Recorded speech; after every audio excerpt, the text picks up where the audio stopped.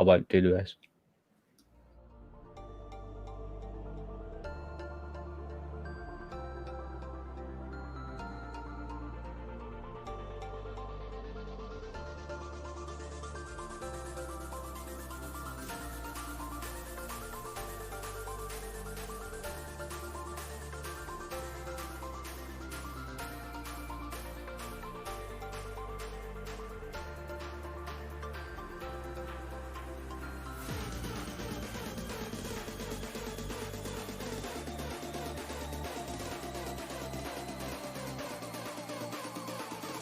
Come on, come on. It's that time of the week. It's the Monkey Nut Punch podcast.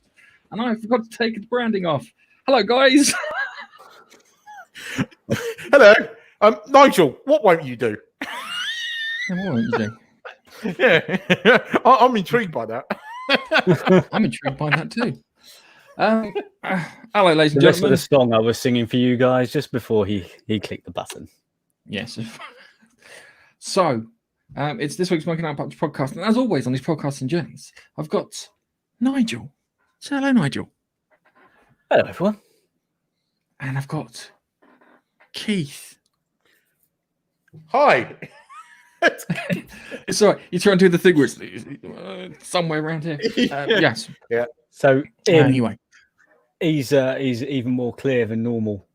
he is more clear. He's cleaned his camera lens. That's what it is. It's got all that that grub and grime from when he's doing how can I put it, cam girl shows on his OnlyFans. I tell you what. If you look, Keith's OnlyFans. if I left the blind up, it does kind of look a bit dodgy. I've got lights everywhere, and It's the colour of the lights too, mate. yeah, My chicka wow wow. My Welcome brother to sent my me. OnlyFans. My brother sent me a great video before Christmas, and it was a guy who phones up a cam girl, and he turns around and goes, "I really like those lights. I want to get them for Christmas. Where can I get them from?" And it's in real time. And the girl's like, "Hang on a second, I'll ask the producer." She asked the producer for about £5 a minute.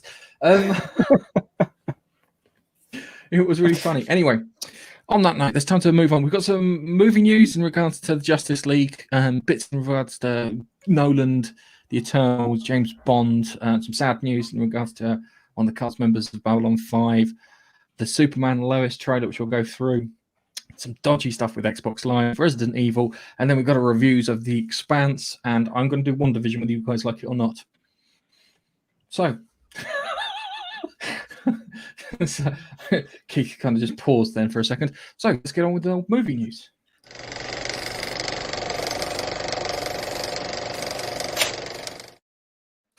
All right, so we've got the Justice League coming, the Snyder Cut of the Justice League coming soon.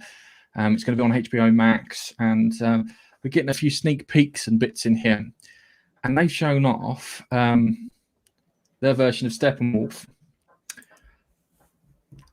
I ain't got much to say about that. For the guys listening on the podcast, we are looking at what looks like a creature that has fallen into some iron filings whilst having magnets attached to them. It's fucking hideous. It is. The other one was better, and that one was terrible.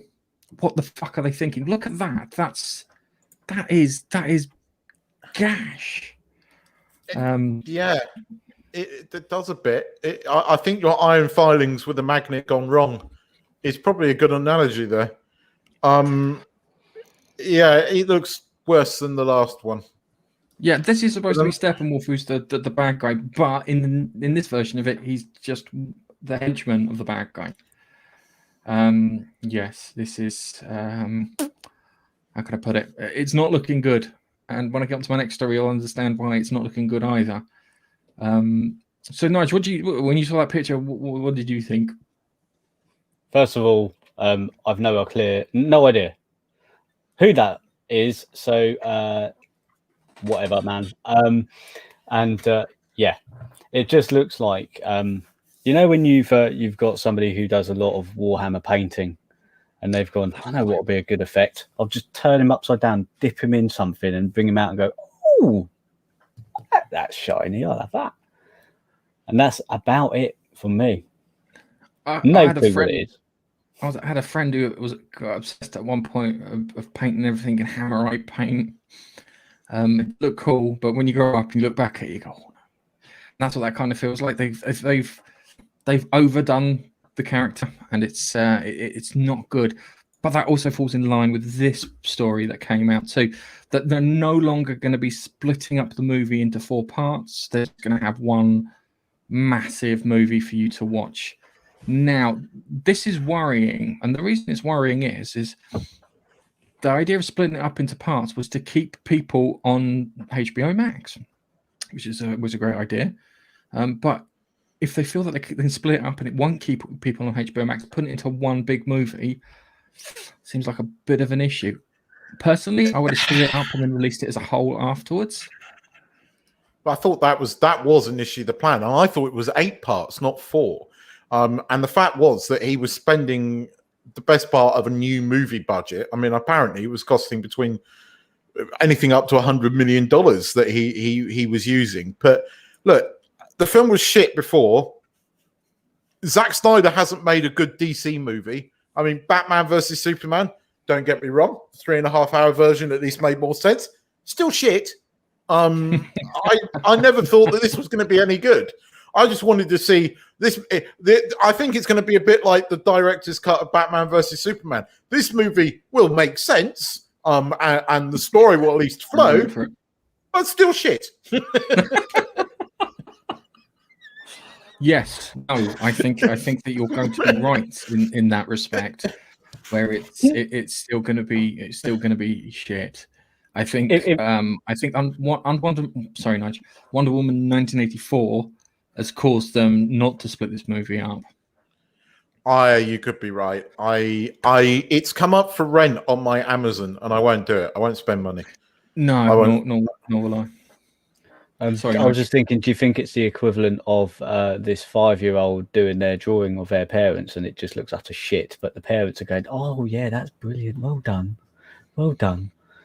just to encouraging them along. I don't think it's that. I think it's they looked at it, and as a prospect they went, yeah, you know what, we could split this up into 4. This will do. We want to keep people on the service and coming back to the service.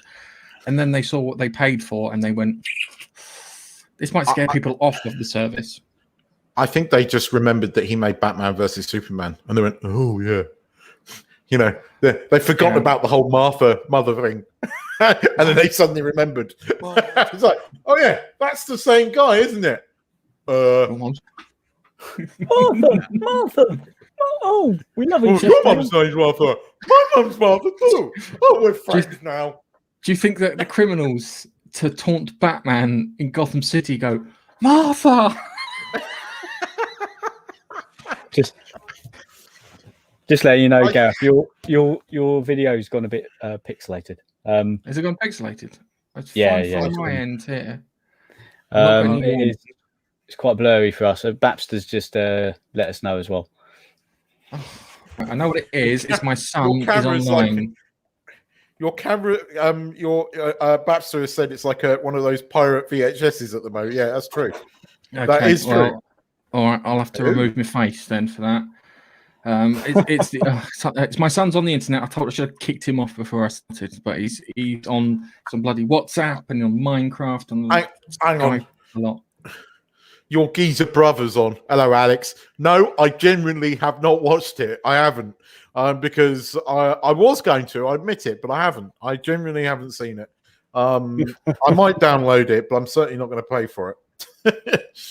So, I'm just not in the mood for a terrible movie. Fair enough then. Right. So anyway, so I've got some comments here. So we got that one from Alex. We've got the pirate VHS from Babster. Hi, Babster. Sorry, I didn't see you go to Sutton Services or Hutton Services on what do you call it? Elite Dangerous last night. He came up and I was chatting to the missus. It seemed a bit rude to turn around and say, "Nah, it's all right. I'm going to watch my friend do a race or get some mugs from this place."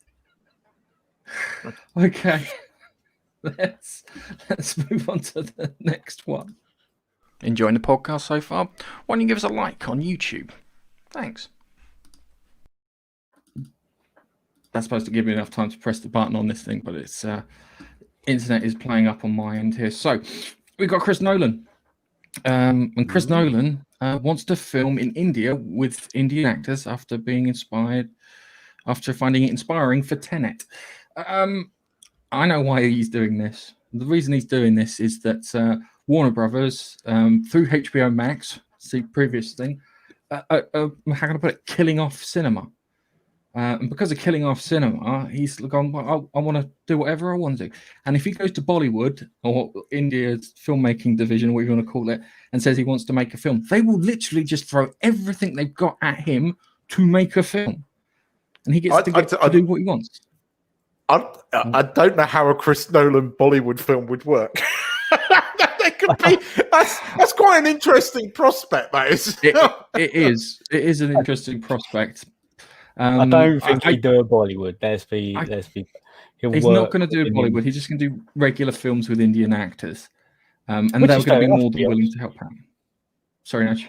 That's fair enough, to be honest. By all accounts, I'm sure there's plenty of Indian actors out there living in India within the Bollywood scene who go, oh, do you know what? I wish I could do a film where I wasn't prancing and dancing in it. Yes. So Chris Nolan comes along, bosh. Proper film. Yes, but I can't wait to see their version of it. He said he definitely wants to return to India for future filming projects because he likes the country, and when he had a good experience filming there. I think, as I said before, the streaming areas are causing the problems, and I'm sure the Indians are going to be more than accommodating to do it, because even if he's just making films for a Western audience rather than for the Indian audience, in India with Indian actors, which will make money because Chris Nolan can make tons of cash. I think that's going to be a big boon for them, and it will allow Chris Nolan to do what he wants to do, is make films for cinema. And he doesn't want to make films for home release. He wants to make films for cinema, big screen, big sound, big productions. And you know what? I think he's probably the only one who can pull this kind of stuff off. Yep. I was hoping you disagree with me or something there. No, I don't. I mean, I make a statement, you agree with me. Something's wrong. Well, I mean, Danny Boyle went to India and made a film in India, and it's one of my favourite films of all time. Still is. I still love Slumdog Millionaire. It's one of my favourite films. Let's see what Nolan can do. But bearing in mind that, it wasn't a Bollywood film, but it still had a Bollywood number at the end. Oh God, there was a bit. Yeah, right. Is that how it's just in time for me to turn off? Are we going to get a Dark Knight Returns with an Indian actor playing Indian Batman? And then I don't want to do the accent. I'm finding this really difficult. And at the end of it, yeah, Batman dances with the Joker through the titles. It's going to be. No, I can't do it. I can't do the accent. I've just come up with a really funny joke. No, don't do the accent. All right, okay. Keith, whenever you do your Indian accent, it always starts a bit Indian and goes Welsh. Yes. Yeah, I do the opposite. I go from Welsh to Pakistani. I mean, I don't know how. It's like thousands of miles difference. But yeah, it is weird. You try and hold an accent, it flips between the two. Okay. Anything you guys want to add to that? I think anything that Nolan does is great. Do it, Keith. It's just like I came up with the whole sort of Martha scene, but in Indian. I think anything Nolan's done. I think for the God knows how many years, every movie he's ever brought out, I've liked. So yeah, let's see what he can do. India is an incredible country. Let's see what he can do with it on cinema, because it could be interesting. It could be interesting. Alex says he'd probably make a great film knowing it's Nolan, and Nolan's one of the best modern directors. I think he's the best modern director. I think after Steven Spielberg did Schindler's List, I think that was it. He was spent. And well, who's the other guy? The one who does all the gangster films. Scorsese. Yes. Cameron? No. I didn't. Hang on. I mean, Spielberg made Catch Me If You Can afterwards, and that's quite a good film with Tom Hanks and Leonardo DiCaprio. Yeah, that's a very good film, actually. The War Horse is okay. I don't think he's made anything good since then, unless, of course, you include Tintin, which is not that bad, actually. I quite like Tintin. Yeah. That was written by Moffat and Joe Cornish, live, you know. Yeah, it was. And also, Chuck says, "Do it, Keith." No. Do it. The PC police will catch us. Just focus a little. It's not worth it. Yes, it's not worth it. Okay, all right. So let's move on to the next. Watching the content so far? Why don't you leave a comment and join in with us? All right, that miserable so-and-so James Bond film is coming up at one point. Don't know when it's coming up. It's probably going to sneak up and get me. I'll probably watch TV, and all of a sudden it'll just cut to the new James Bond film, and I'll start watching it.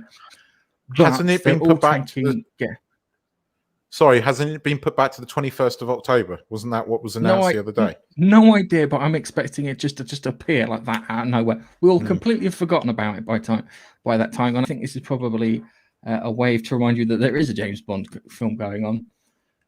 But they're looking at the next James Bond, and they've got Cillian Murphy against Tom Hardy to get the lead. I don't think either one of them are going to get it. I think it's going to be someone relatively unknown.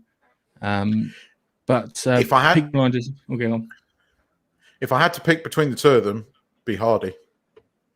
It would be Hardy. I'll be honest, if I had to pick between the two of them, I'd pick Tom Hiddleston. But I mean, you look at Tom Hardy, and I like Cillian Murphy. I like him. I think he's absolutely brilliant in Peaky Blinders. But I don't think he's a Bond. I can say this because he's a little bit street, isn't he? I mean, he plays the gangster in. He just doesn't have that Bond look. He looks a bit mad. That's because he's always played mad characters. I mean, you know, Nolan uses him in every bloody movie he ever makes, but he's always some nut job. He's a little bit insane in Peaky Blinders. He's become a politician now, so he's a bit more suave. But nah, Tom Hardy can do Bond. I'm not convinced that Cillian Murphy can put it off. I just don't think he's right for that particular role. I think he's a lanky streak of piss, and he hasn't got like a smarmy bit about him. Where if you look at Tom Hiddleston has got a smarmy bit about him. Yeah, Tom Hardy's bigger build, which kind of is more imposing. But it's going to be interesting to find out who's going to be James Bond. I don't think it's going to be anyone that we know. It's going to be an up and comer. I think if you look at Hardy and Hiddleston, for example, both of them have charisma, and James Bond has to have charisma. And both of them, they've just got oodles of it, haven't they? And although Hiddleston's build is a little bit streaky piss-like, he's better than this Cillian fellow who I don't know at all. I've never seen. But he's decked a few people on camera. I mean, people started linking him to Bond because of his performance in The Night Manager, although that was a few years ago now. I don't know. I wouldn't mind seeing either of those two as Bond. Actually, I think Hardy would be interesting because he does do suave. He does, you know, when he speaks normally, it is quite a posh accent, and Hardy could work for me. Did you not see Hardy's performance in CBeebies when he read the Goodnight Story? I heard about it. Everywhere were transfixed. So he's properly. That is the one thing. Is, as I said, I think we're going to get someone that we wouldn't have known.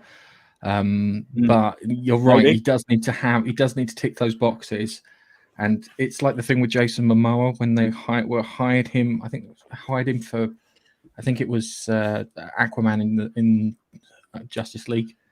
It's a crap film and that. But when they were in the office, they noticed that all the women, when Jason Momoa was in the office, were like, "Ooh, it's Jason." But when the other actors in there didn't give a shit, so they went, "That's the guy." That's who we're having. He has cross appeal. I mean, the women love him because he's, you know, handsome looking dude. He's a bit rough around the edges, which women do like, regardless of whether they admit to that or not. And the lads love him because he's a bit of a lad. I love the guy. I mean, I thought he was awesome. He was a perfect choice for Aquaman. But that's the kind of person that you're going to want to be the James Bond. You want the girls to be going ooh, and you don't want to be pissing the blokes off too. So, and Tom Hardy does that. I mean, Hiddleston can do it. There's definitely, I can see it having watched The Night Manager, but Tom Hardy would be a good Bond in my opinion. As I said, I don't think anyone's fucking better than the current one, though. I think, Keith, you'd make. I think they should refilm the latest James Bond with you in it instead. Yeah, I would love to see you fall out an Aston Martin complaining that your knees hurt. Yeah, whilst being shot at by some bad guys. That would be hilarious. Oh! Family Guy, just carry it on for 5 minutes. Oh!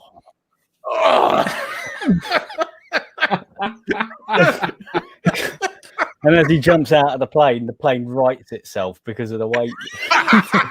Wait, what are you saying? I wouldn't have gone that far. I had to really pull one out back to make sure it didn't come on. that offensive. Come on, Nigel has to get one in now and again. I did send him that South Park thing the other day. I would do the champagne cork joke when the beautiful woman walks in and she's blatantly going to sleep with Keith and he does the prematurely pops the champagne cork. Now that's the film I'd go and see, even though I'm still pushing for the Jason Statham as Sherlock Holmes, but instead of being ultra intelligent, he's just really fighty and randy. Yeah. And the film's climax is when he shacks Queen Victoria. You have a strange mind. It's hilarious. In my head, it's hilarious, all right? It's hilarious in my head. And when we get to make it, it'll be good. Okay, so just got a few comments here. So, oh my God, is that Hulk Yoda? I didn't know it's random. I did not know this. He's had that for a couple of weeks now. I thought it was just Yoda. That's great. Hello. Alex says Hardy sells more. Yep, I think he probably would. Between him and Cillian Murphy. Cillian Murphy make a good bad guy. I think. Yes. Yes. He says oodles are cheap noodles or noodles. He must be on his phone. Okay, so I'm going to return my screen back to normal and we'll move on to our next bit. Brave enough to follow us on social media? Why don't you follow us on Twitter at Monkey Nut Punch? Thanks. All right, so the Eternals. Nothing. We've heard nothing about the Eternals apart from gender fluid nonsense. We want to see action. We want to know about storylines. We want to know about villains and stuff. Yeah. Is it going to show Junior Thanos? Yeah. We're going to see like Thanos in high school, like Smallville, but with the bad guy as the lead. We want to know stuff like that. And I found some news. We've got this. I've really scraped the bottom of the barrel to get us some news on that. This is the Eternals. I've got splinters from going to the bottom of that. This is what they look like. I'm so thrilled to know that this film exists. This is going to be the most epic and exciting film ever. That's really it. It's a tag on a bloody shirt. It's crap. They have finished filming it, haven't they? Because it was being shot in England and then Corona happened. I think this film's going to be Marvel's biggest bomb. I really do. I think this is Marvel's biggest bomb. It looks boring. The only thing that is interesting to see that girl there. I think that was Jack Whitehall's girlfriend. It's Gemma Chan. Yes, it is. Yeah, and she's already been in Captain Marvel. Oops, as I hit some glass there. But was she? When it comes. Yes, she was in Captain Marvel. She was one of the agents. She was blue, I believe. Okay. I'm sure she was in Captain Marvel. I watched it on an aircraft whilst trying to sleep. I thought it would help me sleep, I'll be honest with you. But I don't know what's going on. It's like crap. It really is. I want to say something exciting or something interesting about it, because sometimes things going wrong is interesting. But this is going to be... This one hasn't really filled me with much excitement. In fact, at the moment, I can't really get that excited about the Marvel Cinematic Universe. You all know my opinion of Endgame. and I haven't really been that excited since. I enjoyed Spider-Man 2. I kind of want to know what's going on with Nick Fury, but not enough to be excited like I was, say, five years ago. It just feels they are going down the woke route, and it just they care more about the politics than the actual story, and I think that somewhat happened in Endgame. I think had it been an earlier Marvel movie, that 5-year gap never would have happened because it just doesn't make any bloody sense. Agents of Shield, I got a bit excited about because it actually ended quite well. But it didn't take into account that 5-year gap because they just went, no, we just can't deal with that, so we're going to ignore it. The Internals, nothing. It doesn't really fill me any kind of excitement at all. It's the same here. I just like kind of. I have no. It's going to be crap. Everything I've heard about it feels like it's going to be crap. They'll have to pull a proper, proper fast one or whatever you want to call it to get me to see it. But it's so quiet. That's the bit that gets me. Is the fact that this would have come out like end of like Augusty and September this last year, and we've seen nothing. What the hell's going on? I haven't really missed the Marvel movies. I mean, this lockdown, I have missed the cinema. I have missed going to the cinema. But the thing that I'm most gutted about probably is Ghostbusters, because I wanted to see that because I was just holding out hope that actually might be quite good. And I was looking forward to that film. So I was gutted when, that's been delayed. This is going to sound, having said what I just said, I'm intrigued to see Bond at the moment because the trailers do make it look good. I don't think it's going to be good. I'm not holding out a lot of hope, but I'd rather see the Bond film at the moment than Black Widow because I just don't think that's going to be any good. And the trailer hasn't really done it for me. And I don't think there's other movies that I care more about, which is a shame, really, because there was a time when I am a huge Marvel fan. But yes, you're definitely a huge Marvel fan. I am looking forward to Spider-Man 3 because I've enjoyed the Marvel Spider-Man movies. But there's not a lot else. You, haven't I? Do you know what the funny thing is? The missus asked me about Black Widow yesterday, and I was like, "What film?" I'd forgotten. My brain had just completely forgotten about the bloody film as it was, and that wasn't good. I've just been Googling, and it's due to be released 5th of November this year. Which is still quite far away. Oh, well, it's quite far away, and there's got a couple of people in there that I recognise: Angelina Jolie, Salma Hayek, Kit Harington, and obviously Gemma Chan from Humans, which is why I recognise her. I think it's going to be the Marvel cinematic equivalent of the Inhumans. I think it's going to be what the Inhumans was to Daredevil. That's what I got a feeling. Anyway, let's move on because this topic has died a death, and we need to get on to our next one.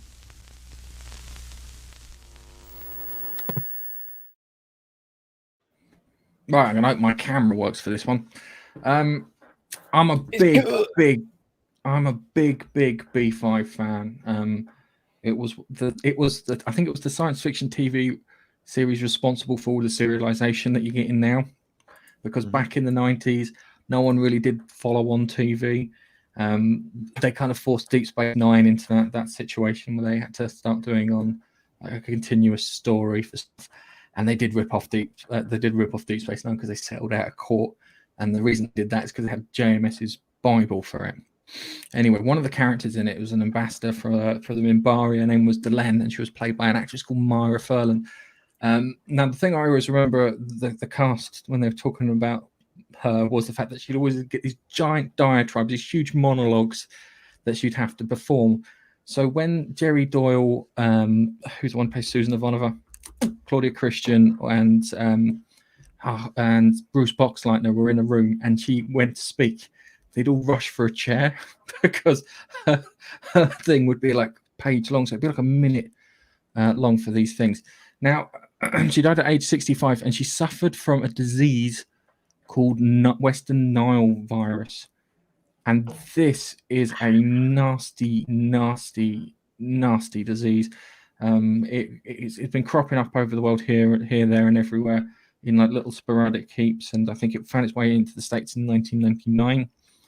And somehow she got it, and it causes things like a form of meningitis, causes the blood membrane barrier to be damaged, so more materials can pass across into the brain unfiltered and stuff like that. And it is a terrible thing. She was great in it. She had some great speeches and stuff that she did. And I was just going through it, and then I went back through B5 and I looked at all the great speeches that were done in there. So you had people like Andrei Kanchelas. He did great speeches too.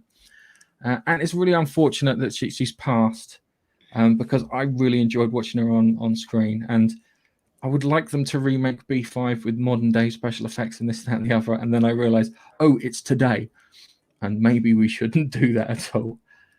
So, Nigel, I know you know could do nothing about this.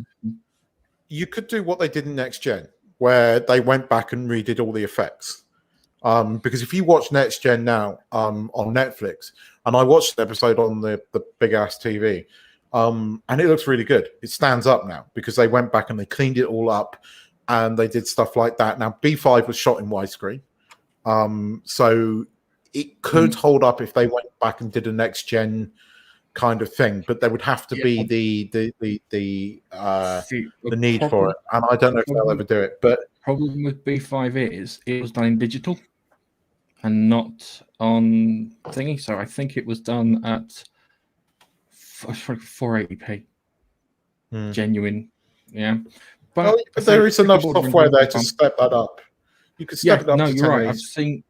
I've seen people run rendering software and bits on it.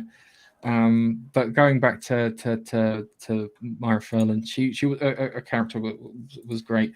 Her husband also directed a few of the episodes inside the series, and they named an alien parasite after him, which seems a little rude, but it was good. So it's a little one of the best things ever made. I mean, I watched it again last year, the whole lot. I bought the whole lot on Amazon, so it's in my digital library now. And even though the effects are dodgy, even though some of the scening and stuff is a bit dated, the story is so damn good that you don't care. Yeah. It's a bit like the Luke Skywalker turning up in The Mandalorian. The CGI is really, really, really bad. God knows why they didn't use a deep fake, but never mind. But you didn't care because it was King Luke Skywalker. That same mentality applies to the whole of B5. It's so damn good, and it still is so damn good. Do you know what I find great about B5 is its story is closer to Lord of the Rings than it is Star Trek. True. Yes. It really is. If you look at Lord of the Rings and B5, the storylines are more closer than it is to Next Generation or Deep Space Nine. I still love it. I still love it. And Ivanova's, I am God's speech. That's fucking awesome. That is great. I'm actually tempted to. I've just brought up the next story, but I'm tempted just to quickly find that I'm getting Incarnate's speech. It is just one of the best fucking speeches ever delivered in any sci-fi show, and she means it. It's I love it. I love B5. And I'm glad that we've still got we've got the Expanse, because the Expanse is the closest thing to it. You know what's funny, right? Is if you look at the ship design in it and the B5 ship design in it, they have spin gravity and thrust gravity and everything that they had it, and they point defense systems rather than shields and all that stuff, and the big cannons and that, and it was great. I'm just trying. Sorry, Nigel. I know we're waxing lyrical about it. But it's blame him, because when I was a naive youth in college, I met this guy and he goes, "No, Star Trek shit, you got to watch this." I thought, "I'm not going to watch it." He goes, "Look, I'll lend you a VHS," and it was like fucking dealing drugs. It's like, you want the next one, don't you? Come on. What did you go? Well, I need to know what happens next. Yeah, it was, dude. That was such a good series, and it was it's the first time that Americans have properly serialized TV shows, because JMS said that he watched British TV shows like Blake Seven and like Doctor Who and whatnot, and he said that Blake Seven was great because it was serialized in the way they did it. And if you watch the beginning of the third series, there's a Blake Seven reference in there when Marcus escapes from the colony there, and the ship is strangely Liberator looking, and that's fantastic. And the fact that he hired Ken Horton, who was the guy who worked on Blake Seven, he said we can do CGI for TV. No, it was good. I'm going to play the Susan Evolver thing. Just give me a second as I queue it up, and then I have to queue up the thing in there. But it's great. I'm going to just hit this. Hopefully this will work because my internet is being cack. Here we go. Tell me if you can hear it. This is Captain Jake Thompson of the Advanced Destroyer Group to enemy vessels. We have you surrounded. You are ordered to surrender your vessels or be destroyed. I say again, surrender or be destroyed. Put me on with him. Give me firing control. This is the White Star Fleet. Negative on surrender. We will not stand down. Who is this? Identify yourself. Who am I? I am Susan Ivanova, commander, daughter of Andrei and Sophie Ivanov. I am the right hand of vengeance, and the boot that is going to kick your sorry ass all the way back to Earth, sweetheart. I am death incarnate, and the last living thing that you are ever going to see. God sent me. Really like, God sent me. God sent me. Yeah. It was that speech on its own is just that's like wow. I just Nige, that does have some context. That whole episode there's a lot of context to that.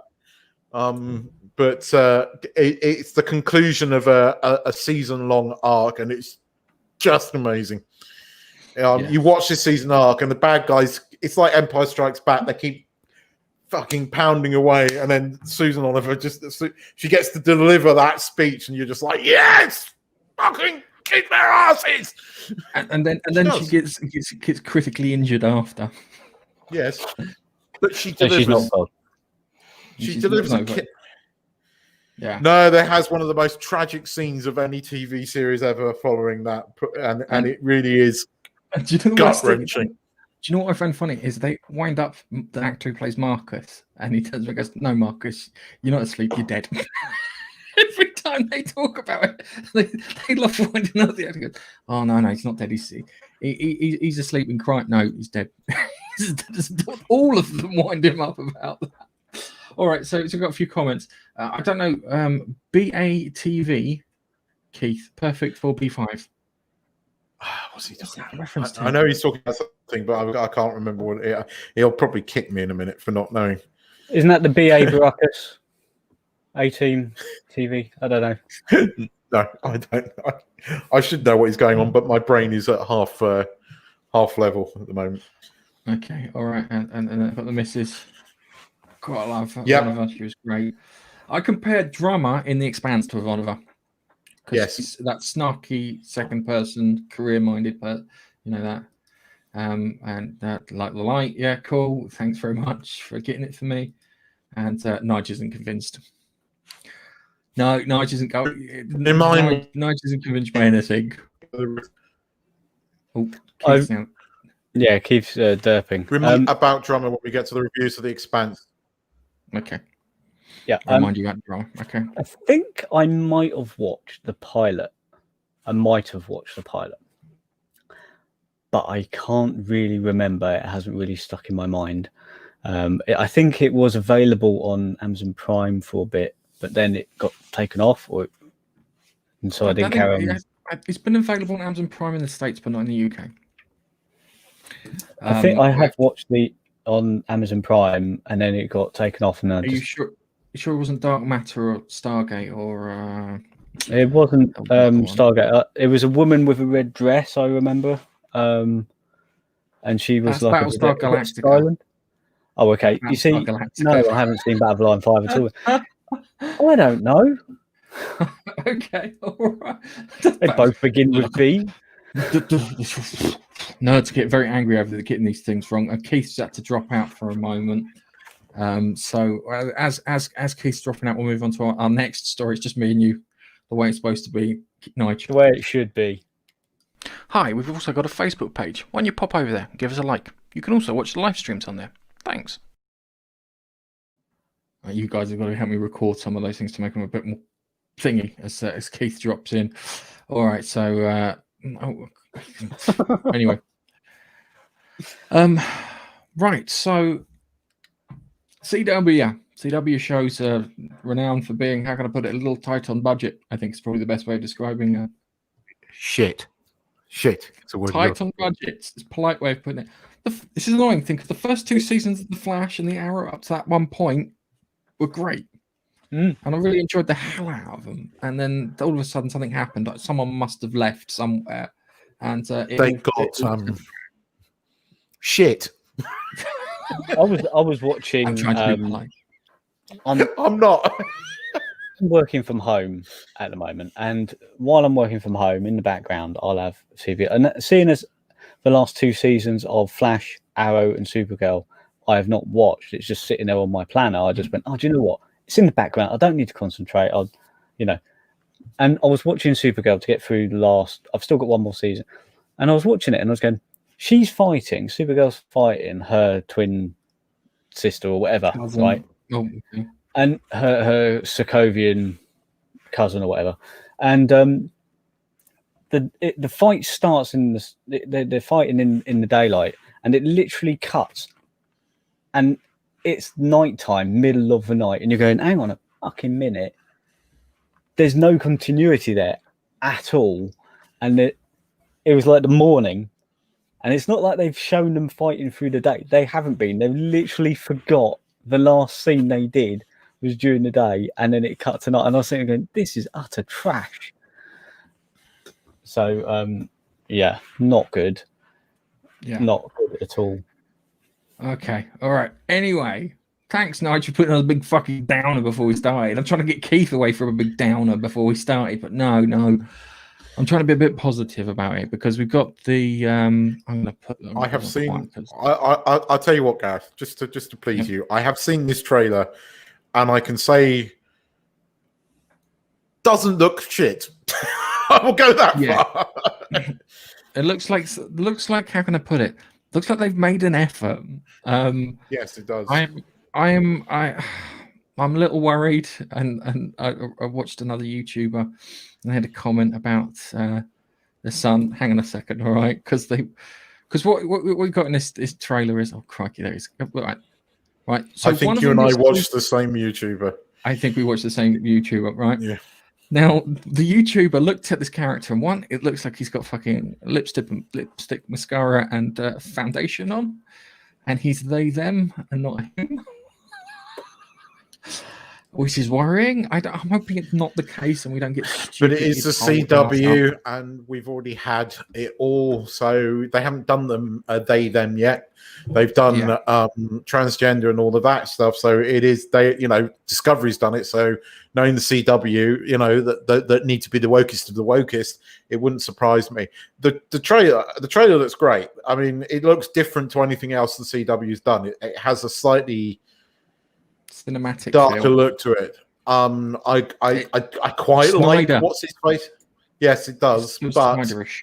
I quite like what's his face as Superman. I keep wanting to call him Tyler Durden. Yeah, Tyler, whatever his name is, he was quite good. I don't know her name, but she's quite good as Lois. So on the surface of things, you have a winning formula. But this is the CW, and then we get and they seem to be absolutely obsessed with this shit at the moment. Yeah, it is a little worrying here and there. It's like things like, hey, we've got like General Lane in here, and at this point it looks like he knows that Clark is Superman and whatnot, and he's telling you can't live a normal life because you're Superman. And it's like, stop hiding out and stop kind of denying who you really are. And then we've got Kryptonite, and he looks like the Doomslayer. He looks like a mixture of the Doomslayer crossed over with the Snyder things where they had to wear the costume so they didn't get hurt. I kind of agree with the YouTuber. I think it's Master fucking Chief. I'm expecting him to start jumping.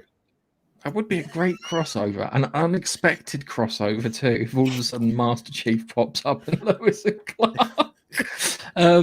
So yeah, you got him living. He's like, and then there's like kind of the Lana Lang kind of character in there. So we got Lana Lang in there. So it's not Christian Cruick with Halif. And I know you guys. Well, I'm not watching them. Okay, all right, fair enough. Yeah, you're outvoted on this one. You're not going to win this one. She was hot. You're not going to win this one, no matter how hard you try. She was the thing that kept you coming back to Smallville. It kept you coming back to Smallville.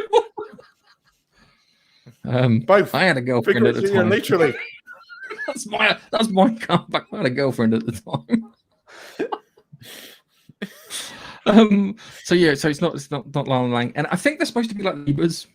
So when any crazy shit happens on the Clark Kent farm, they're the nearest ones to see it, and maybe she doesn't get concussed as much as the Lana Lang did in Smallville.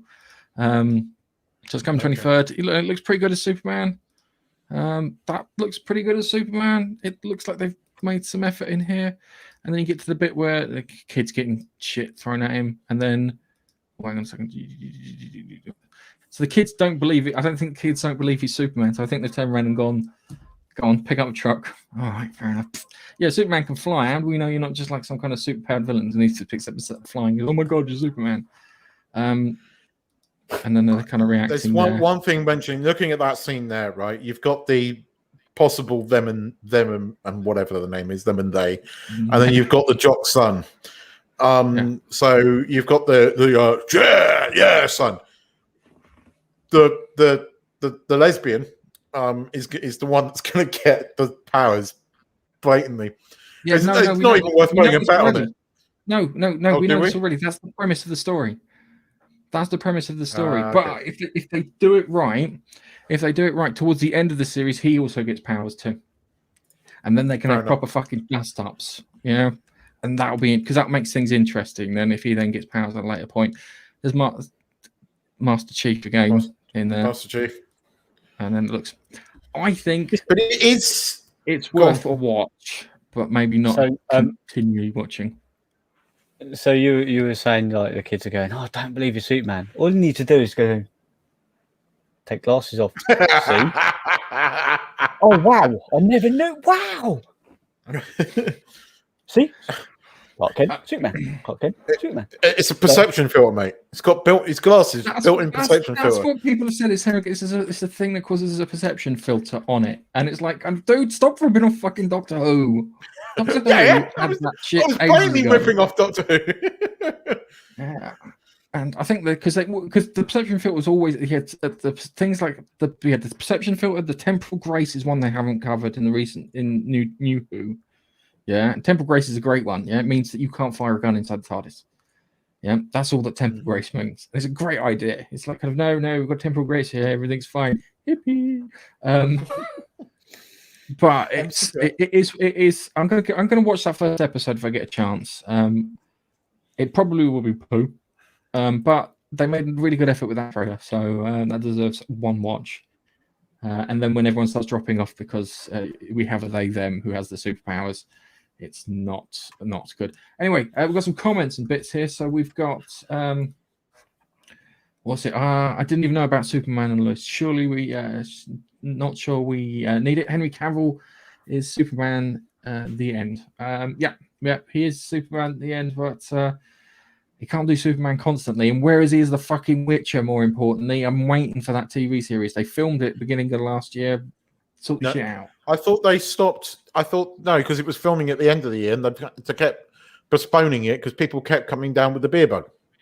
And didn't Henry Cavill get injured whilst filming? Yeah. He injured himself, so there was a bit of delay because of that as well. It's had delay after delay after delay. Like they film an episode, then it's delayed for a few weeks. They film another episode, then it's delayed for a couple of weeks. I think it has just finished. Okay, well, either way, I want my Witcher. I'm after my Witcher.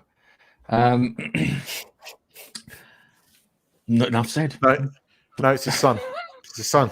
It's the son. No, but it'll be Superman, trans Superman. I don't get this nonsense. So let's move on to our next one. Watching the content so far? Why don't you subscribe and never miss out on a video? Thanks. All right. Digital Spy is, how can I put it, is a garbage bloody outlet. All right. This is the dumbest fucking thing I've heard. All right. Doctor Who's new companion casting was a missed opportunity for disability representation. All right. Fuck you. Oh, This is why I thought they would be Mark Spy. Opie, but it's not. It's this other silly cow. Go on. Right. Right. Okay. First thing first, yeah. Doctor Who has been disabled in the TV show. He was blind. Yep, he made himself blind saving, I was going to say Martha, but it was Martha. You're Martha. I'm Martha. We're all Martha. Bill Potts, right? I don't know why I said Martha. This person mentions that and he goes, yeah, he might have been blind in there, but disability is not something that you can turn on and turn off. He didn't turn it off. Fucking screwed up the world to fix that. So that's their argument. That's it is really annoying. I'd just like to point out Davros, yeah, creator of the Daleks. He's in a wheelchair, always. Yep. Never and left. Do you know what? This writer has got an issue with that as well because they're depicting a disabled person as the big bad. Can I just say something? This writer, if you actually look at their articles, because I know who there is, there's two writers at Digital Spy that bang on about this thing. There's this OP character who bangs on. By the way, since when did calling gay people queer become acceptable? Apparently now, because he calls them queer all the time. And I don't see how that's acceptable. I think that's actually offensive, but never mind. And then there's this stupid bitch that bangs on about all this stuff every time. She has a go at every show. It's just writing crap, and it's because they haven't got anything better to talk about because they're sitting in lockdown in England and they're having a go at someone else. Just fuck off with the shit. Keith, they would be writing this shit lockdown or not because that's the nature of these shallow-minded individuals who can't see past gender, disabilities, etc. It is a bit on my side. I find it a little sickening on my side. Yeah. So it's can TV shows just not be based and rated and looked upon as what they're meant to be and not have they included this, have they included that? Look at there's a TV show called Silent Witness, which me and the wife quite like. It's a TV DI investigation type show, and one of the main brains of the operation is Clarissa, who is disabled in a wheelchair. She can't really do much, but her brain is amazing, and she's the one who's figuring out everything, telling people what they should be looking for, and it fits the program. If you shoehorn someone in just to tick a box, it won't be as good. No, it won't. She's turned up in an American show. I'd just like to point out that there was a TV called Ironside. Do you remember that? Yeah. Guy in a wheelchair. Yeah. Saying He also fucking representation before you start harping on about. The long and short of it is, it doesn't matter if you did put right. It would go like this, yeah. You put a black lesbian in there, and I know that Moffat did that as a with thumb up. That's why he had the you're a lesbian. Bill says that she's a lesbian every episode. He put that in there just to shut them up and have a fucking laugh behind the scenes.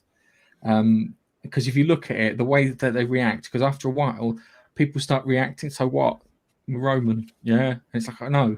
Why? Is this a big deal? And that's the kind of attitude that kind of gone through it. But this is just, it's stupid. And that's why I don't take any articles from Digital Spy.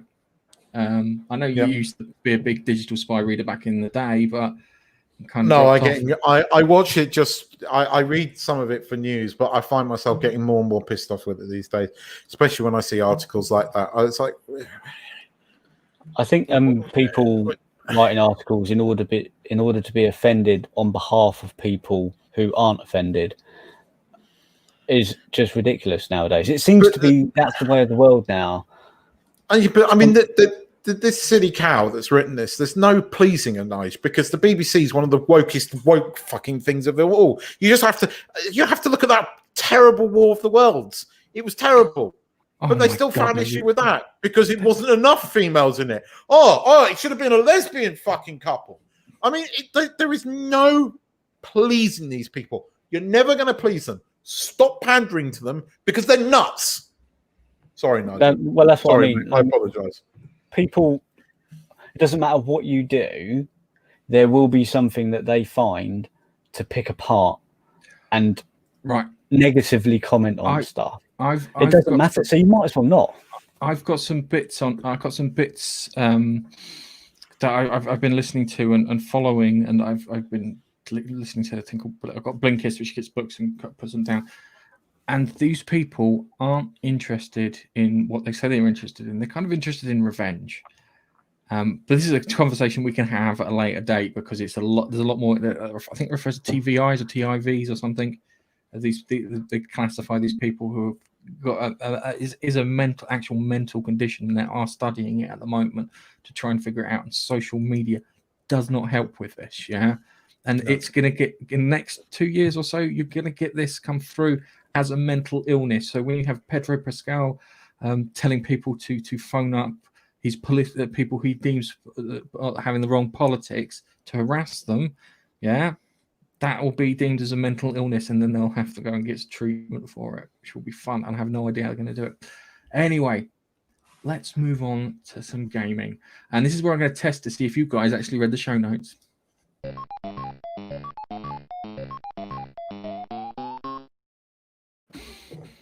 So, Xbox Live price rise. So they increased their prices on the Xbox Live. So the thing that's been around for 10 years since the Xbox 360 launched, so you could do online gaming things, was increased by $5. It was just dry mouth. It's mad. It is mad that they've increased it by $5, and everybody went spare. So he's testing me because he's expecting me to step in here and say something. No. It's not just you who's being tested. Oh, I know. It's not just you who's being tested. There's another gentleman sitting nearby who's also being tested. So what do you think about this price hike, guys? It's shit. How dare they? How very dare they? How dare they? How preposterous is that? They charge you to go online and they increase the price. They want you to pay more money? How very dare they? I won't do it, damn it. I won't do that. Don't worry, guys. You're not going to have to. Me and Nige, I spoke to Nige and we pulled out the story, and then I spoke to him again, and the story had changed in between waiting for telephone calls. That's how quick this thing turned around. Microsoft says Xbox Gold price hike won't happen after all. Thank God. I think what they were trying to do is they were. Okay, go on. I wonder if that has anything to do with the internet going fucking loopy. They did. I think everyone, it was such bad press for them. I think what they were hoping was going to happen was they were going to put the price up, and then Sony were going to come along and put their price up. Yeah, that's what I think they were hoping. So they'll go, Sony will jump on this there. We'll just put it up and we'll just wait. And then as soon as that happens, it will become acceptable. You need to be more than one of 5 people, you being 2 of them, that actually have a PS5 at the moment, because there don't seem to be any, like, anywhere. When are you getting yours, Keith? I'm not at the moment. You're not? Maybe tomorrow. Don't get me bloody started. I was in such a huff on Friday, I wouldn't talk to anyone for about 5 hours because I got swindled. Fucking swindled. But then maybe maybe a chance tomorrow. But I'm absolutely flabbergasted with Sony. Actually, how the hell they didn't know that thing was going to be popular, and the fact that it doesn't seem to be anywhere. But there's loads of Xboxes. Get an Xbox, like that. Right. Let's just quickly before nighting. So part of the article reads, there was a bit of a confession from Microsoft. They said, "Look, we messed up today, and you were right to let us know." Meaning, Christ Almighty, the complaints they got must have been big. Connecting and playing with your friends is a vital part of gaming, and we failed to meet the expectations of players who count on it every day. As a result, we've decided not to change the Xbox Live Gold pricing. Sorry, Nigel. Right. I don't think they were waiting for Sony to increase their price, because Sony had already increased their price in August 2019, if you remember that. And there was a bit of an outcry because they weren't going to increase the quality or the amount of free games that you get. It just cost you more. So it was an extra tenner, I think, per year. And I think now they didn't backtrack. It's still that cost per year. Yeah. $49.99 now. It used to be $39.99 per year. But now Xbox have gone back, but I think they said something extra in there, didn't they? They're also not only going to go back to the current price, but I think free games which use Xbox Gold, you don't need Xbox Gold anymore to play free games online with friends. Which the multiplayer section. Sony do. That's what Sony do for the free games. So Xbox are now saying you don't need the Xbox Gold to play free games online, whereas you did before. Okay. All right. So it sort of improved it a little bit and didn't increase the price. I am getting to the point where I just want to stick it to Sony at the moment. I'm not happy with them. I really am not. And I am thinking of getting an Xbox. And Microsoft have done the right thing. I mean, they didn't do the right thing in the first place. And God knows what was going through their head. Let's go and raise the price in the middle of a global pandemic when everybody's playing it the most. Which bright spark came up with that? I mean, I'm not a bloody marketing genius, and I could have told you that was idiotic. It goes like they're trying to push people onto the Games Pass. That's what they're trying to do. They want to push people into the Games Pass because look at it and go, I might as well pay the extra and have the Games Pass. Well, they've got the stock. They want to push them into the subscriptions and get them that way. But I mean, if anything, people are going to start buying Xboxes because you can't get a PS5 for love nor money, which is fucking dumb. Excuse my language. It is. Okay. All right. I mean, what the hell's going on with Sony? I mean, seriously, I have to say this. If you weren't going to have enough stock, why the hell didn't you delay it? Because this is ridiculous. And they're doing bugger all to stop the scalpers. Right, Keith, I mean, they're going for £1,000 here. What's the definition of not enough stock? Well, 3,000 are coming to Thailand. That's official. Okay. So they're launching it here with 3,000. They're launching it in India with apparently rumoured to be similar numbers. So they've got fuck all stock. All right. Okay. Because having they can produce 1 million units a month. Well, they're not. That's for both Microsoft and that. And yes, they have been producing. They restocked. They restocked in the UK last week, and they sold out everywhere within 30 minutes. Okay. But that was the day before. So the 21st, everyone got restocked. Curry's website crashed again, apparently, because everybody went bonkers. Everybody's still trying to get them. So I don't believe Sony's sales figures, because I know that there is a lot of people that want this console, but by God, it went mad and sold out in 30 minutes, which tells me there isn't a lot of stock. Now, there is problems with logistics at the moment, especially between China and the UK. No one's landing in the UK, but the same thing is happening here. The same thing is rumored to be happening in India. The same thing's happening across all of Asia as well. So someone's not telling the truth somewhere. I don't know if I trust Sony's sales figures at the moment on the PS5. I really don't, because the evidence doesn't. I think they came out and they said units sold, not units given to retailers. I think it's right. I think, and given the fact that you can't find them, I believe that. But Christ Almighty, I set you two off. Bloody Yeah, hell. sorry. I'm very annoyed about the PS5 thing because, I mean, I'll set the story very, very quickly. The pre-order started in Thailand at 11 o'clock on Friday. The Sony store Thailand, the website was crashed at like 9 o'clock. The other retailer that I thought I could go to, their website was crashed.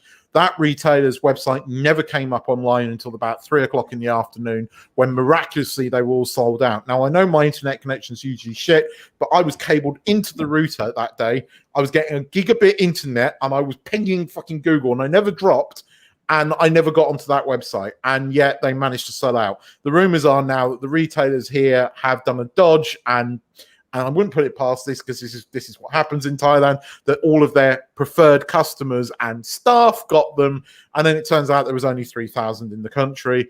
Sony have said that because their website, you couldn't get on it for love nor money, they're now telling us tomorrow what's going to happen with them. So there might be an opportunity to get it, but with only 3,000, I think the website's just going to crash again completely, because that's what happened on Friday.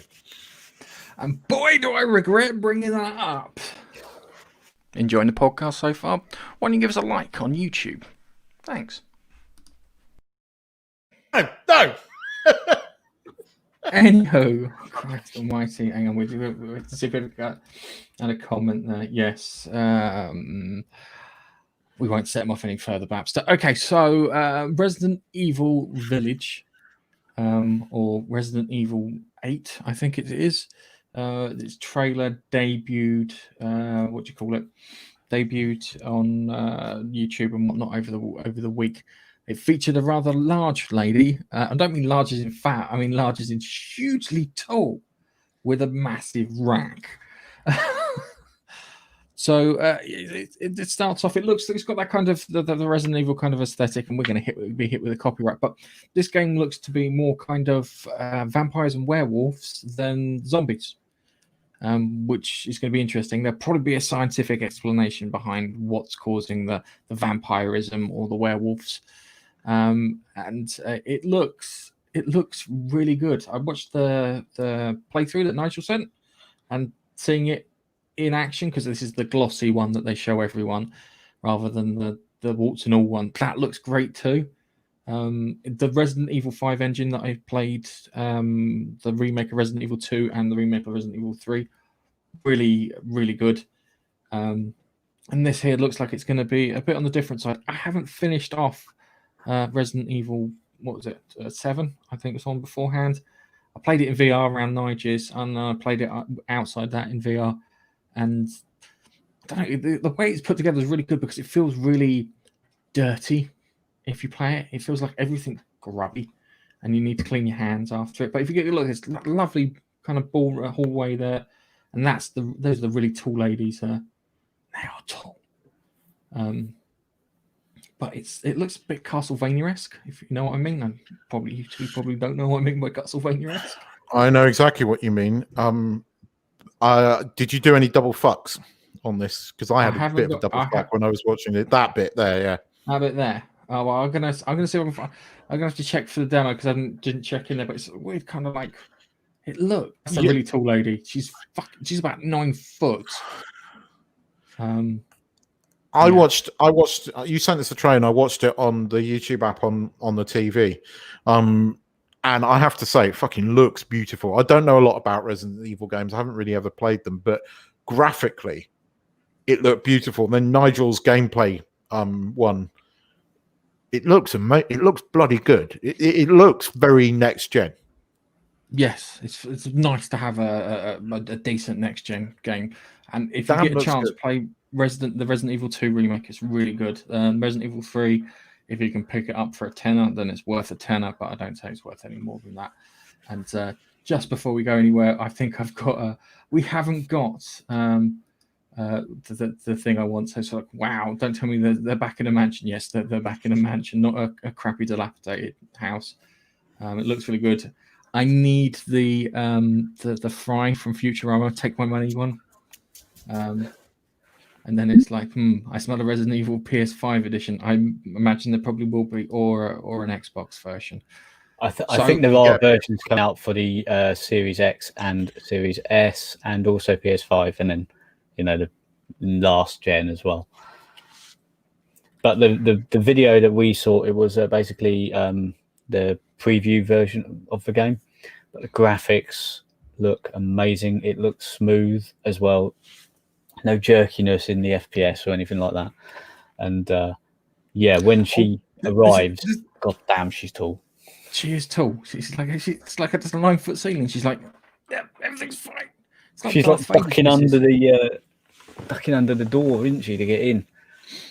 Yes, it looks good. And I'm hoping everything will be fine. So yeah, I think it's going to be good. I'm looking forward to it. I'm going to need to play the other Resident Evil game to make sure that we're fine with that. And yeah, it's good. Sorry, I'm trying to sort out some other situation. Why are you laughing? I've just seen Chuck's comment, and then I thought I might, Nigel hasn't tucked enough shit my way yet for me to make a disparaging comment about. But I thought about, no, I won't go there. I thought of a really evil comment. Harping back to our formal days when I used to take the piss out of Nigel. Love you, really, buddy. All right, okay. So yeah, so Chuck, this section's for you. Press the button.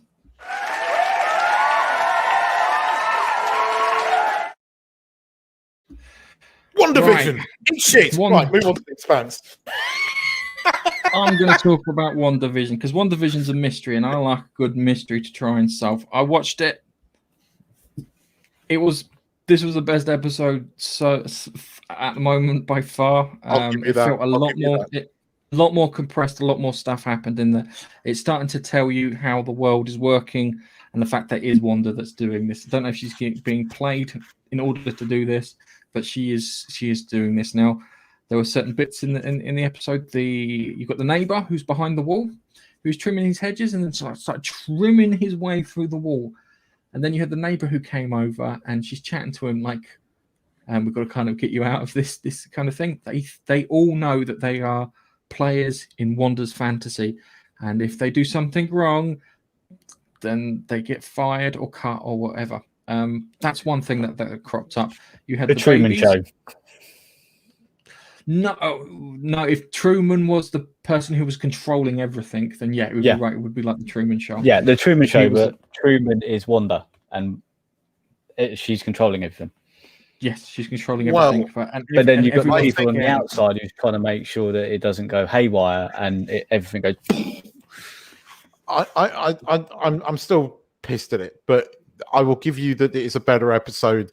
The ending, okay, I will admit that the ending, the last couple of minutes, slightly piqued my interest. I thought the stork walking around was quite amusing.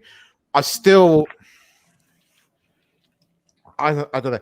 I've got to bug up my ass that I think Disney Plus is a bit of a con, because I think the episodes are too short. I want longer episodes. Oh, no, it's not the episodes are too short. It's the episodes are 1/3 titles. Well, yeah, there is that. Because you start out too short. They're like 20 minutes long. But it doesn't say it's 21 minutes long. It says it's 27 minutes long. But or that's 37. Yeah, and that's not content. That is just fucking titles. 10 minutes. 10 minutes of titles at the end. Yeah. It's ridiculous. It's ridiculous. So, even Netflix gives you different titles depending on what region you're in. Disney learn. Okay. So the other thing too is I made a prediction when we saw the trailer back in December, and I turned around and said there's a big kind of bubble over the area. Yeah, there are people outside trying to get into the bubble, which was proved at the end. So I fucking called it because I did. She got ejected, didn't she? She got ejected. Please note that that's the proper Captain Marvel, not the Brie Larson one.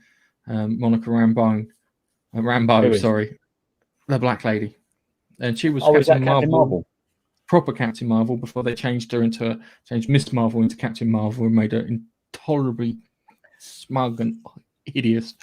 Who are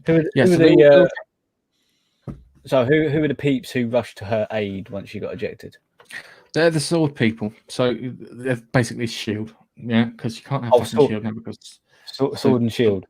that's what. Yeah. So you've got Sword outside, and they're monitoring what's going on, and it looks like they managed to get her in to the reality. The problem is when you get into the reality, Wanda then has control over you. Yeah, and that's why she was having trouble remembering, and then she was coming back. But I like the way that she kind of clicks her fingers and rewinds things, especially when Vision finds out that they're in a fake TV world and this is not right. And then she's like, kind of, oh yeah, and then she like clicks, and then it goes back, and everything's fine. The two twins is weird because that might be a reference to a character called Mephisto, who basically is Marvel's version of the devil. I get the feeling that this isn't going to have a second season. I think this is just a. No, it shouldn't have a second season. This was probably going to be a film, and then was chopped up into bits, very tiny bits. Yeah, and that's what it feels like. And I can understand why people who pay for Disney Plus. Yeah, okay, you've got Disney's back catalog on there, but if I was paying for Disney Plus, I'd feel a bit conned at the moment. I have to admit. Okay, The Mandalorian was worth it for those, but I like Chuck. I'd stop it after The Mandalorian finished. I wouldn't miss this. It's only because I have access to Disney Plus through my sister. Thank you, dear. That I'm watching it. I will give you that this third episode was better. It was. I admit that I'm slightly more interested in what's going on, but I'm still a bit bored throughout parts of the episode. It was even for a really short episode. For a short episode, I should not be bored, and I was through parts of it. I don't. The silly humor doesn't work. I know it's not canned laughter. I know they're filming it, parts of it in front of a live audience, which is what makes it different. It is parts of it are shot in front of a live audience, but. I don't know. Look. I will give you that. I understand why you're interested in it. I get it because you like a good mystery, and there is definitely a mystery aspect to it. But the first two episodes really didn't endear me to the show, and I think those first two episodes were not well done. They weren't well. Had we got what we saw in the third episode in that first episode, then you would have hooked me, but you didn't. You put out two not very funny episodes that didn't. I don't know. I'm getting very bored of the TV thing very, very quickly.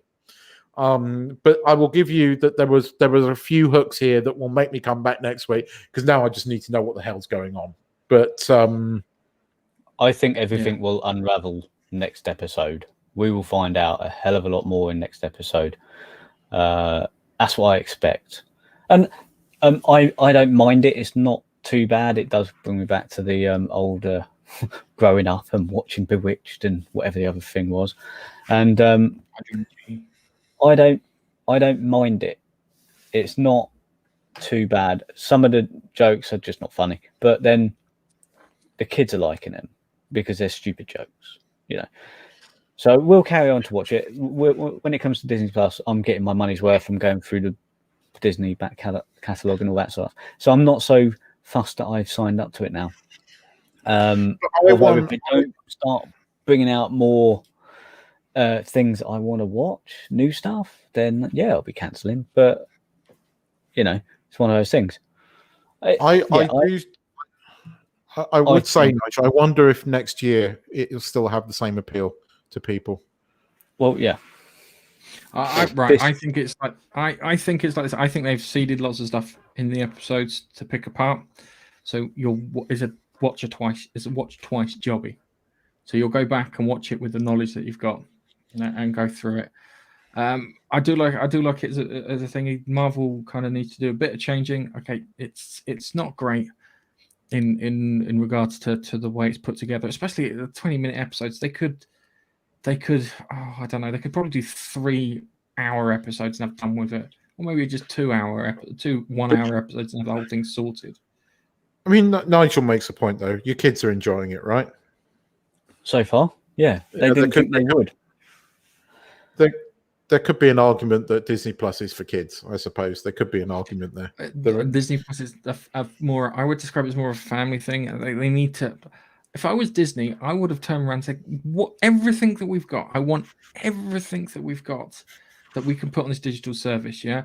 And then I would be putting stuff in every month, so you've got a TV series. I would string it out so you get one season for one month, and then the next season the month after.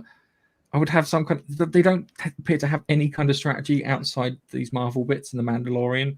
And the Mandalorian, I think, for them was probably a happy accident. I think that, I mean, you've got all this content supposedly coming. You've got like the 4 Filoni, or 5, is it? Or 4? Hang on. 4 Filoni TV series. And you've got all of this content coming. The Star Wars content, based upon what they've put out so far, has been very good. But that's because Filoni's in charge of it. With John Favreau, I at the moment the only Marvel series I've seen is this, and it hasn't. The mystery has hooked me, but I don't go, oh, I want to see the next episode of Wanda Vision. I'm like, oh, I better watch that because I haven't got anything better to watch. And that, I mean, I didn't watch it until like yesterday. I knew it was on Wednesday, but I had better things to watch.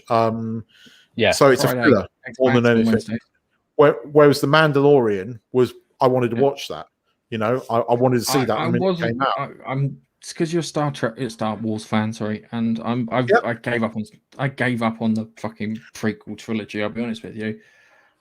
So when it comes to the Mandalorian, it was more waiting for you to say something. I'd watch so I could share the experience with you. Okay, I just wanted to talk about some of the stuff that was going in there because it is there. There's enough of a mystery to make me come back because I want to know what the mystery is now. I will give you that. And I do want to know what's going on with the dome. I do want to know why he was randomly cutting through the fence like that. I think there's more to that than the way he seemed to be doing it without really knowing it. I don't think it's just Wanda controlling it. I think there's more going on. Keith, remember that this is an episode of Star Trek that you refer back to, Star Trek Voyager that you referred back to, the one with the clown in the system. Do you remember that one? Yes, because I love the ending. It's like that. It's like that. I thought that one was crap. I've seen it done better in other places. Yeah, I like the ending to it. Done better on The Next Generation. I'll be honest with you. To the right. But you like that one, all right? And I'm going to rib you for all it's worth. There is mystery to it. I do want to see what it is. I think it is. I think that she's being tricked into what she's doing by someone. Yeah, I think there's someone doing it now. My possibilities for this is there's a chance that it's this character called Mephisto that's doing it. There's a chance that it could be the Shadow King from Legion doing it, which would be fantastic if that's the case. And there's another chance that character called Mojo. If you remember a character in Marvel, Mojo, who had Mojo TV, yeah, he's basically a cybernetic slug. Could be doing it too. If this is a backdoor to introduce mutants into the Marvel universe, I will take back what I've said. I still think the first 2 episodes could have been cut into 1 episode, because if you got the bits that you had in the first 2. Did you say that? I'm sorry. I apologize. I agree with you then. I take it back. You are correct. I don't say it very often, but you're right.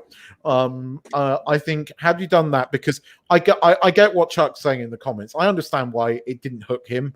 You have to be a real Marvel, really uber Marvel fan, and we are, and really geeky to even want to watch the next episode, because I have to tell you, what I feel. So, but I think next week it'll be interesting. When we come back to this next week, I'll be interested to see if I'm slightly more enthusiastic or not. Okay. I am slightly more than I was last week. I will give you that. And we will leave it there. Enjoying the podcast so far? Why don't you give us a like on YouTube? Thanks. Now, let's talk about really. Now we can get into the meat of it. All right. So, dude, can I just say the Expanse? Yeah. Okay. Sorry. Okay. Nice. Do you watch it on your TV? Because I haven't been able to watch this on a 4K TV until this week. Oh my god, it was very good. Well, most of the time I do watch it on a tablet, because that's the only place I can. People using TV, but today I watched the latest episode on my 4K TV, and it did look amazing. All right. Okay, so just hang on a second, I've moved out of focus. All right, just to start off with, it starts off with Clarissa and Amos having a wee. Yes. In old people's home, and they're both like just having a piss, and it's like the part of me is like, are they genuinely having a piss and relieving themselves around the camera, or someone CGI'd that in? I don't think I would have noticed that on the TV screen, but it's like I'm sitting there and my wife comes in right at the moment where Clarissa's with her bum hanging out is having a pee, and you can see it, and you're like, I'm not watching porn, darling. Honestly, it's not some strange. It's not Trump porn. Honestly, well, the fact is they were facing away from each other. I mean, if they were facing to each other and a bit closer, then you're thinking, yeah, it's a bit porn-like. But no, yeah. But to be honest, when they were peeing, there was a lot of heat coming off the pee, and you're going, oh, that probably is real then. All the thing, can you actually have a piss when we're filming? Here's some. I don't know if they. I don't think you're going to laugh at this, but they may have CGI'd it. I don't know if they genuinely CGI'd, or they just filled the kettle up and gone, just But I've got to get this off. Okay. I've got to get this off my chest, though, right? Drummer's girlfriend, please, somebody kill her now, because I don't know if it's the actress that's terrible. Hold on. Kill her. You know that Drummer in this is married to everyone on the ship apart from the girl that came over from the thingy. They're all in a single weird relationship. I know, but the girlfriend, the one that keeps supporting Mark and Aris, and she's just annoying. And I think partly because the actress is shit. I don't like the actress. She's not particularly good in anything I've ever seen her in. I've seen her in quite a bit. But the character's really annoying as well. Can somebody just put a bullet through her head now, please? Because they seem to do this. It's the one thing the Expanse do. Every season they have a really irritating character, and she's fast becoming it this season for me. It was Harari who was the guy who got pancaked by the lift in Bobby's power armor in the last of the third season, who was that irritating character, and he was irritating all the way through, and it was his job to be an irritating little shit. Yeah. So when it got to that bit where he got crushed by the lift, you went yes. So we got a lot more Amos and Clarissa this week, and they're like kind of they went to Boston. You called it, yeah. But it's the way the story is. If you read the book, the way the book works, it kind of just separates you out from the characters for large periods of time. So they're in Boston and they're working their way to Boston so they can get to his mate who's going to help them. Naturally, his friend is pissed off at him and turns around and goes, "If this wouldn't have happened, I wouldn't have been here." And he's looking at the way he looks at the bottle of it's tequila. I thought it was whiskey, but he looks at the bottle of tequila as he's going up the stairs and suggests that they should take some with her. Take some with them. They're going to go to Clarissa's what was Clarissa's parents' summer house and steal one of the neighbors' spaceships. I roughly know what happens from memory. I was going to say it's a bit of a weird one because what they're doing is they're how can I put it? It's basically they separated at the beginning, massive thing happened, and now they're coming back together. So they can next series they can take on Marco and kick the shit out of all of his friends and stuff. And it's annoying to know that you got this whole season now is just them getting back together. Some of them have it easier than others, shall we say? Poor Naomi. I don't remember this president in the book. Now I might be wrong. It's been a while, Gareth. But I thought Adversarial became president again, acting president because everybody else. I'm sure he asked. I'm sure in the book he asks her to do all the hard stuff. I thought she ended up president. I'm sure she ended up president again too. But apparently not. Anyway, it's here. They're in a. They had their meeting, and the admiral who was there on Luna with her, he is like kind of, you know what we should do? We should fucking nuke one of them. Yeah, we should teach them a lesson. Yeah, we can do as much damage to them as they've done to us to teach them a lesson. Yeah. If you want to play a mutually assured destruction game, we can play that. We can wipe out the entire belt if we want. We've got the capability, and they have got the capability. The only other planet that can stand up to them is Mars, and Mars is in flux at the moment with all the shit going on there. That was interesting because when you have these kind of tragedies, you do genuinely have that feeling that maybe we should just drop a nuke on them and have done with it, save ourselves the hassle. It's fuck them. Yeah, and it's like kind of what the instant people went fuck them too. And you do sometimes get that feeling when you see disasters and stuff happening, and you want to kind of fight back. And that was interesting. Naomi's hard vacuum. Oh my god, that looked so painful because she got on that ship and that ship was fucked. There was nothing on that ship apart from the bombs, a few tools that were buried under the thing, and a vac suit. And the vac suit didn't have any air in it, so she was going into vacuum, going there, trying to fix the thing, coming back, and keep going back. And it kind of reminded me of Peter Capaldi dying and getting redone again in Doctor Who. That was good. That was pretty harrowing. I'll give you that. Yeah, that was, you kind of got a sense of a determination from Naomi's perspective, because she doesn't want to get blown up, or she doesn't want to blow anyone up, and then she was interfering with the signal to block out bits of it so the message would be as you wanted. I'm going to miss it when it's gone. I'm going to miss it when it's gone.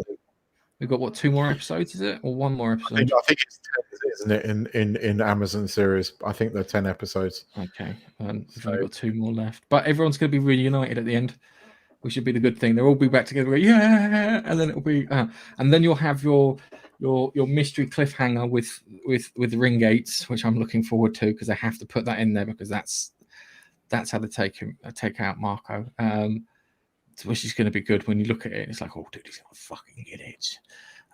Which is going to be great. Oh, and he deserves it. Oh, that's the nastiest way of going. And then we've got drama. This episode, he showed his teeth when he blamed the son for the death of his mum. I mean, that was just not clever. It was like, right, you're dead. Yeah. Yeah, he's an absolute arsehole. And then we've got drama. Drama's going to kill Carrara. Carrara. Oh, I can't remember her name. The black lady from the Pelham. Carrara. She needs to die as well.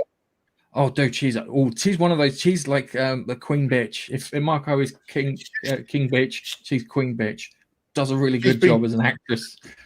She's been drinking from the Kool-Aid way too much to stay alive. Yeah, it's the bit where she sits in Drummer's chair, and she's sitting in Drummer's chair, and it's like Drummer comes along. It's, fuck you, bitch! How dare you sit in? I'm the captain. Oh no, not you. Drummer didn't come along. It was the other one. Yeah, Drummer came along too. Drummer came along too while she was still sitting in the chair. Oh, and that's when she told her about Naomi being dead. Yeah. And then that's when she fucking loses it. She's going to kill her, and it's going to be nasty. Oh, Drummer is glorious. It's going to be glorious. It's going to be good. Going to be good. Drummer needs that kick-ass moment this season, and I think that's going to be that's the bit. Hopefully, she'll die this season, but I suspect it'll be next season. But if it is, I'm just going to be cheering, going, "Yes, come on, the best is dead." Yeah. I love Drummer. I like Drummer. Drummer's another one.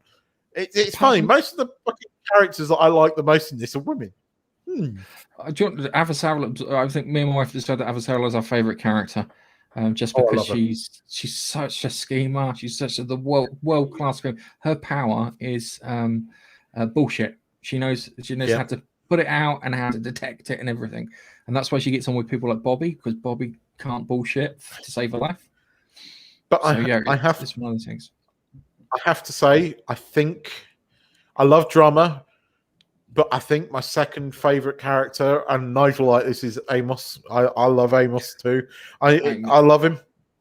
He can be a terrible person, but at the same time he can be a really good person. And the way he is with Peaches, Julia, I love it. I love that relationship. I think it's really interesting. Really, really well. The guy that plays Amos is brilliant, because when you watch him doing that after show on, he's a completely different person, and he's just a nice bloke. I like Amos. I love Avasarala. I love Drummer, but I love Amos as well. Amos is a great character. I quite like Avanar's the pilot. But it's bittersweet now knowing that he's not going to be there next season. And I find his relationship with Bobby quite interesting. I love Bobby too. She's a really good character. And it was great because you started off and she thought she was a right bitch. That's how you make a character. You start them off and you go, what cow? Yeah. Here's something, Gareth. She had a journey. She didn't start off awesome. She had a a character with a journey. God, who would have thought in 2020? And she ends up being quite likable and quite kick-ass, and everybody thinks she's great. And it's not because she's a woman; it's because she's a damn good character. Yeah, it's being over 6 foot helps too. Yeah, I like her character alongside Amos the best. Yeah, I'll be honest with you. Holden and Naomi, I don't not like them, but they're not in the top of my list, if you know what I mean. And they're like the main characters. No, I think they're about middle. So I was going to say, even in the books, Holden's not the most interesting character. Avasarala in the books is still quite an interesting character, and I don't think Holden's written that way. I think Holden is the glue, but I don't think he's that produces the emotion. I can tell you why Holden is like Holden is. Do you know why Holden is like Holden is? Because the Expanse was supposed to be a game, and Holden would be the character that you played. That could work. Yeah, I get it. That's why he's like he is, because he's supposed to be a game character that you're supposed to imprint upon.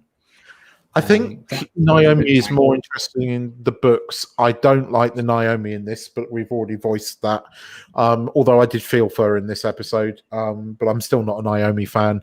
I would take the other two over them anytime, especially Amos. I just think he's such an interesting character, and I love that we've been exploring more of his life, and I'm really looking forward to him meeting Avasarala again, because when the two of those were in the room, and that first episode or second episode, that was fucking fantastic. I loved fucking back and forth with those two. It's great because he calls her Chrissy and turns around and goes, "I'm not your favourite stripper," because I'm a member of Parliament, like that, and he turns around and goes, "You can be both." It's really flirtatious in a good way. It was because she doesn't give a fuck. You know, she said she talks to people like she talks to people with an equal amount of disrespect at times, right?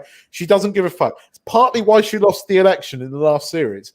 So when she gets it back at her, that's quite interesting. That you know, somebody else that she meets somebody else that clearly does not give a fuck about what position you're in, and that's what made that such a great scene, because you knew that. Even though it bothered her, it didn't bother her that much because she kind of went. Amos is a great character. I think it's because he's so flawed. That's the why you like him. He's so flawed, and it's the same with Bobby. And it's one of the reasons I like Bobby's character. She's flawed too. Yeah, she wants to do X, Y, and Z. She can't get to do X, Y, and Z. She's pretending to be a spy at the moment. Yeah, when you saw her at the beginning of the season, and she's shit at it because she can't lie. She has trouble lying. She can't. You know, she's not very good at being deceitful. You saw her when you first saw her. It was like I don't use sex as a weapon. I use weapons as weapons because she's direct. And that's one of the reasons that Avasarala likes her as a character, is because she's direct, no bullshit, nothing. She doesn't have to spend ages trying to decipher what she's trying to put across. It's just there it is. Really good character. The Holden, I do like Holden, but Holden's my NPC that I'm playing Holden in this as far as I'm concerned. And that's great. If you go back and you watch Amos with Prax in the second series and third series, he's great in there, and you can see him caring for someone and trying to make them better. And there's like the kind of the comment about, you know, it's my best friend and all that sort of stuff. That's fantastic. It's annoying because in books, not spoiler warning, Avasarala dies between books, yeah, and we don't hear anything, and it's really annoying because I really grated on me because I would like to think that she faked her death, because she was, I think, in the story she was like 120. And she would sit in the corner eating pistachio nuts, pretending to be senile so people would leave her alone. which I love the idea of. She's just like kind of fuck off. I love her as a devious really old lady. I love the idea of that. This supposedly frail old woman is actually just, completely with it. And that totally fits her character. So, yeah, but look, we've got one more season, probably, maybe not. We might have to wait a few years for the next one. Yeah, which I'm to age into their roles. In one way, that's going to suck, but I'm actually game for as well. So yeah, I love it. I love it. It's best thing on TV at the moment by fucking country mile. Okay, let's move on to our last story of the day.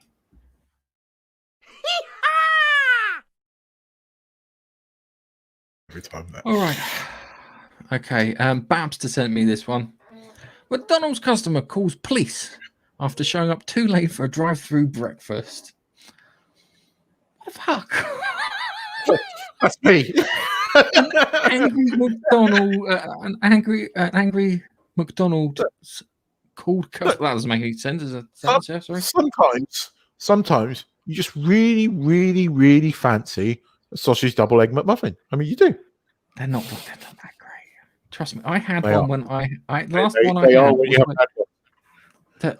I hadn't had one for ages, yeah, and I picked up my Xbox S series, and I went, you know what, dude, I'm gonna get a bacon and egg McMuffin. I got it, I ate it, and I went, why did I do that? See, you went with bacon egg McMuffin. You should have gone for a sausage. Egg Sausage, McMuffin. no, sausage is just as worse. Just as bad. Anyway, Anyway, or breakfast wrap. Fucking missed that.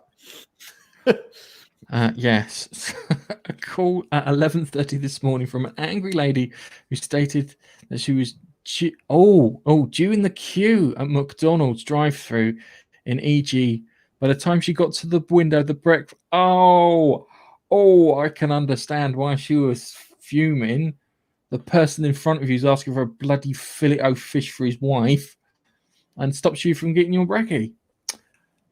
That is bad. That is bad. I thought it was 10:30 too. I think they extended it. Yeah, it's now 11 o'clock. It's now 11 o'clock. Oh. It keeps coming up on that they've extended it. I now want to eat junk food. I have the urge to eat junk food. I'm bad enough food.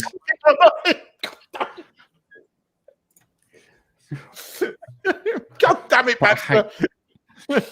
I hate what you call it. I hate eating junk food because I always eat it. I'm hungry, and then after finishing it, I go, why would I do that to my body? Yeah, I eat it and go, why am I doing this to my body? This is terrible. It's like Burger King doesn't count. Yeah. And on that note, I think we will wrap it up. So, gentlemen, thank you very much. And we will say goodbye. So, guys, say goodbye. Goodbye. Goodbye. We'll see you in the next podcast. Thanks for watching.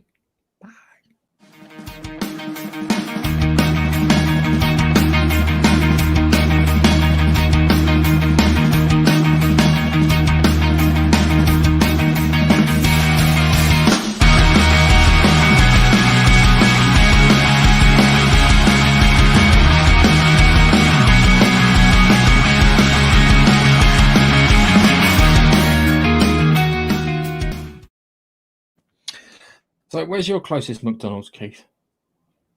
5 minutes that way. 5 minutes that way? Christ. Yeah, but they don't have the same breakfast options. Oh, dear. Oh, well.